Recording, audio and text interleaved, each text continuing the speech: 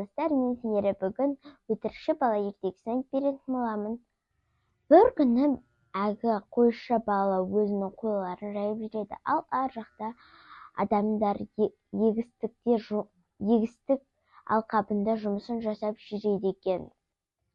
Ол жотаға шығып адамдарға қойыма қасқыр шапты деп айқайлап жібереді екен. Сонда адамдар бар жұмысын тастап жүгіріп келеді. Сөйтсе өтірік екен, қасқыр шаппаған. Ал екінші рет дәл солай айқайлап жібереді. Адамдар тағы да жұмыстарын тастап жүгіріп келеді екен. Бірақ ол жерге қасқыр шаппаған екен. Бала тағы да өтірік айтты. Үшінші рет расымен қасқыр шабады екен. Содан кейін бұрынғы айтуымен ол қайтадан айқайлап жібереді. Екі рет алданған халық үшінші рет алданбай, ананың айтқан сөзін құлағына да ілмей өзінің жұмыстарын жалғастыра береді екен. Соның арқасында қойшы баланың қойларын қасқыр қырып кетеді.